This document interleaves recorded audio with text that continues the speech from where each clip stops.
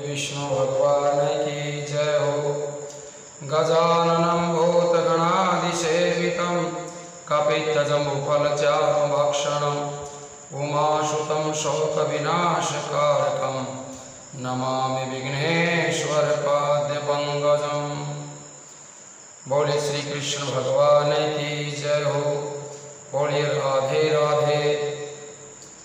हम भगवान से प्रार्थना करते हैं सभी भक्तों के घरों में सुख शांति हो और सभी आराम से रहें। आज हम भागवत में भीष्म पितामह का युधिष्ठिर को ज्ञान उपदेश सुनाते हैं, वो आप ध्यान से सुनिए, कथा को बार बार सुनिए। सूत जी बोले कि हे शौनकादि ऋषियों, जब सब लोग यथा स्थान बैठ चुके तब भगवान श्री कृष्ण चंद्र जी ने इस प्रकार कहना आरंभ किया कि हे भीष्म पितामह, राजा युधिष्ठिर का मन राज कार्यों में नहीं लगता है। वे कहते हैं कि हमने अपने भाई, संबंधी, स्वजनों तथा ब्राह्मणों को युद्ध में मारा है, इसलिए जब तक इस पाप से उद्धार नहीं हो जाएगा तब तक राज सिंहासन पर नहीं बैठेंगे। अब इस बारे में आपकी जो सलाह हो उसे आप बताएं। ये सुनकर के भीष्म पितामह राजा युधिष्ठिर को प्रति राजधर्म, आपद धर्म, दान धर्म तथा मोक्ष धर्म का वर्णन किया। इन धर्मों को महाभारत ग्रंथ के शांति पर्व तथा अनुशासन पर्व में विस्तार पूर्वक बताया गया है। इसके बाद भीष्म पितामह ने राजा युधिष्ठिर से इस प्रकार कहा कि हे पुत्र, तुम्हें बाल्य अवस्था से ही दुख प्राप्त हुआ है। तुम्हारे बाल्य काल में तुम्हारे पिता का स्वर्गवास हो गया। उस समय तुम्हें कुछ भी ज्ञान नहीं था। कौरवों ने तुम्हें जलाने का उपाय किया। तुम्हारे भाई भीमसेन को मारने के लिए विष के लड्डू बना करके खिलाए गए। इसके बाद जुए में छल द्वारा तुम्हारे संपूर्ण राज्य तथा धन को छीन करके तुम्हें 13 वर्ष का वनवास दे दिया गया। उस वनवास की अवधि में तुमने अपने चारों भाइयों तथा स्त्री द्रौपदी सहित अनेक कष्ट उठाए। यदि तुम ये कहते हो कि धर्मात्मा मनुष्य को कभी कष्ट नहीं उठाना पड़ता, तो भला ये बताओ कि तुम 5 भाइयों को, जिनमें अर्जुन और भीमसेन अत्यंत बलवान हैं, तथा तुम्हारी द्रौपदी जैसी पतिव्रता स्त्री, इतना कष्ट क्यों उठाना पड़ा? जहाँ भगवान श्री कृष्ण के नाम की चर्चा होती है वहाँ किसी प्रकार का कष्ट नहीं होता है। फिर तुम्हें ये देखना पड़ा कि साक्षात परम ब्रह्म श्री कृष्ण चंद्र जी सदैव तुम्हारे साथ रहे और तुम निरंतर दुख ही उठाते रहे। इन सब बातों को देखते हुए ये विश्वास कर लेना चाहिए कि जो होने वाला है उसे कोई टाल नहीं सकता है। प्रत्येक प्राणी को अपने पिछले जन्म में संस्कारों के वशीभूत होकर के दुख तथा सुख उठाना पड़ता है। परमेश्वर जो चाहते हैं वही होता है। इसलिए बुद्धिमान तथा ज्ञानी व्यक्ति वही है जो सुख दुख को बराबर मान करके उसे ईश्वरीय इच्छा समझ करके अपने मन में संतोष धारण करता है तथा सदैव प्रसन्न रहता है।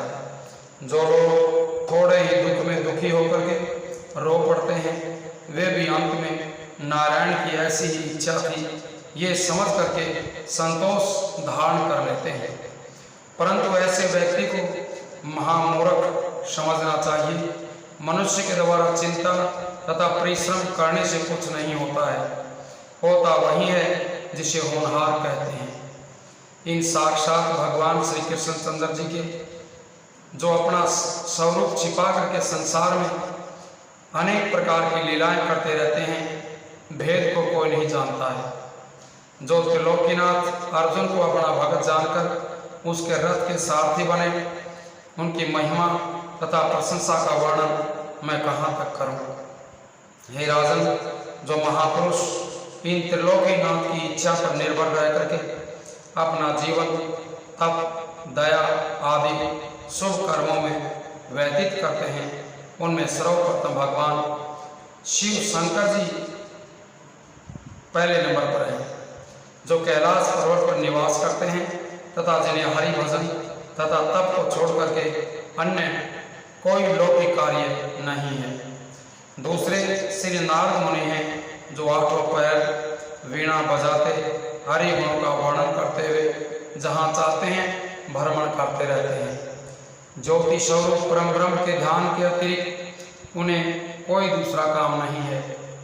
तीसरा व्यक्ति मुनि कपिल देव जी हैं, जो संसार सागर के संगम पर अकेले बैठे हुए परम ब्रह्म प्रभु का जप और ध्यान किया करते हैं। चौथे श्री सुखदेव जी हैं, जो संसारी मोह माया जाल से अलग रह करके आठों पहर भगवान की यश कथा का वर्णन किया करते हैं। पांचवा राजा बलि है, जिन्होंने जब ये देखा कि भगवान श्याम सुंदर की इच्छा मुझे राज सिंहासन पर न रहने देने की है, तब उन्होंने अपना संपूर्ण राज्य श्री भगवान के 52 अवतार को समर्पित कर दिया। हे युधिष्ठिर, तुम जो अपने मन में ये समझ रहे हो कि मैंने अपने भाइयों, कुटुंबियों तथा ब्राह्मणों को मारा है, सो तुम्हें वास्तव में ऐसा नहीं समझना चाहिए। तुम हो कौन और तुमने किया भी क्या है? ये जो कुछ भी हुआ है वह सब श्री नारायण जी की इच्छा से ही हुआ है।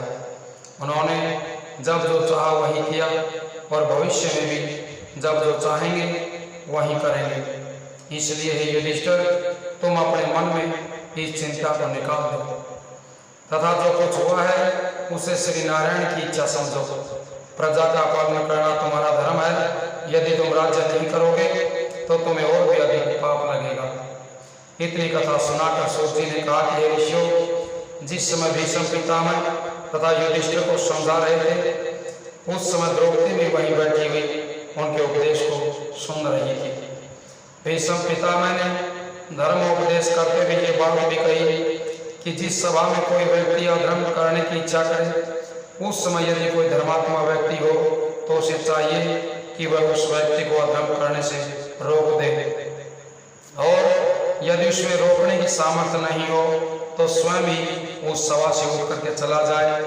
भीष्म पितामह के मुख से इन शब्दों को सुनकर के द्रौपदी ने राजा युधिष्ठिर तथा अर्जुन की ओर देख करके पहले तो कुछ मुस्कुरा दिया, परंतु फिर मन में लज्जित होकर के विचार किया कि जिस समय धर्मात्मा भीष्म पितामह के सम्मुख कौरव सभा में दुर्योधन ने दुशासन को मेरा चीर उतारने की तथा मुझे अपनी जान पर बैठाने की आज्ञा दी थी, उस समय उस दुर्दशा में भी मेरे प्राण इस शरीर से बाहर क्यों नहीं निकल गए थे। इस विचार के आते ही द्रौपदी के मन में स्वयं को धिक्कारते हुए द्रौपदी अपने मन में सोचने लगी। उस समय द्रौपदी के मलिन मुख को देख करके भीष्म पितामह ने अपनी ज्ञान दृष्टि के द्वारा उसके हृदय के भावों को पहचान लिया।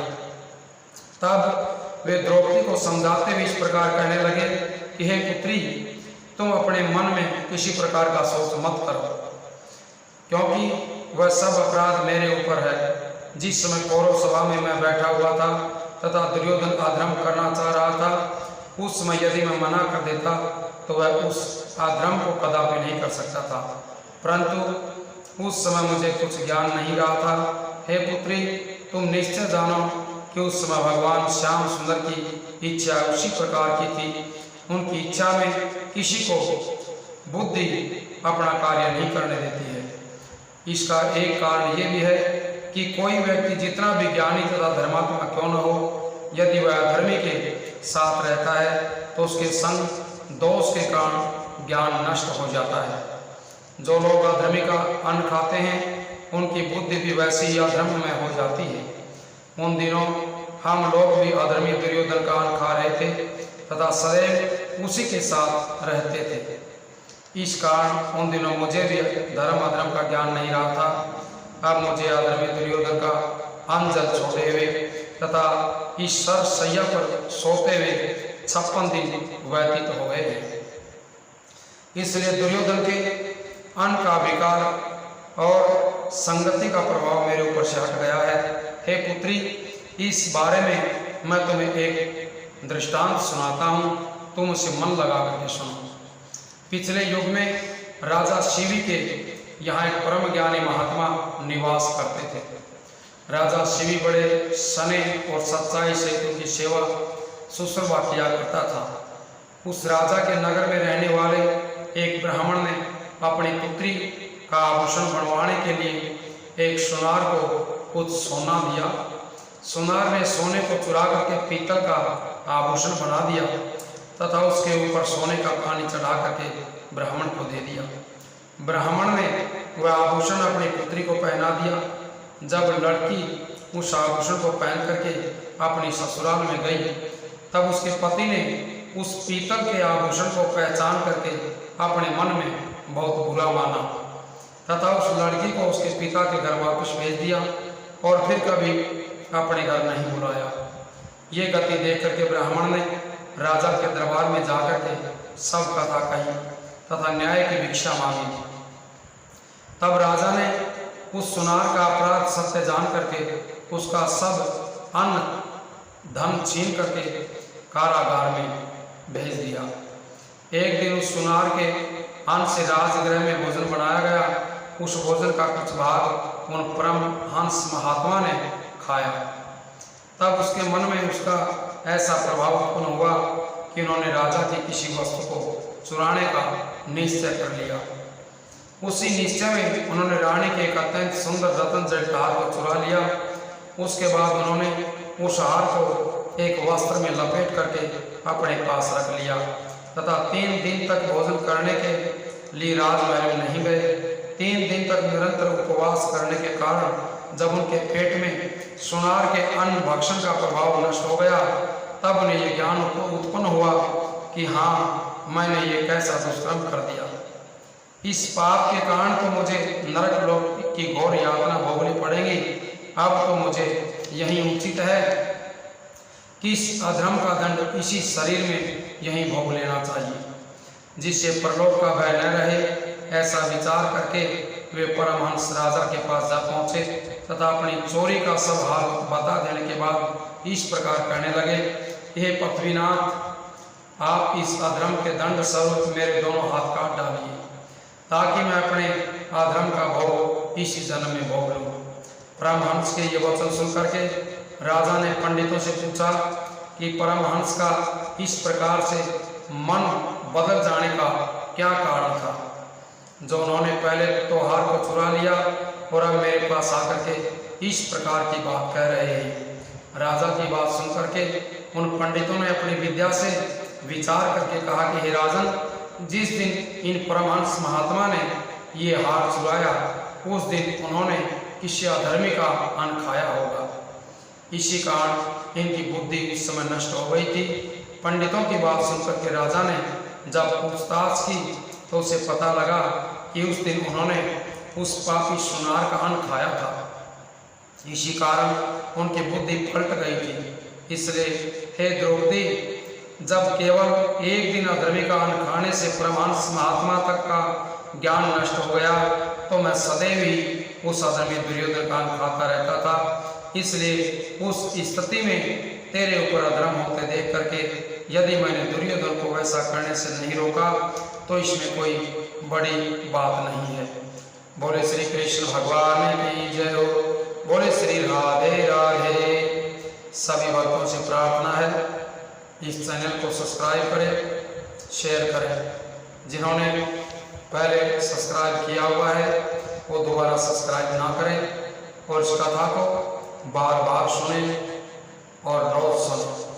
बोले श्री कृष्ण भगवान की जय हो।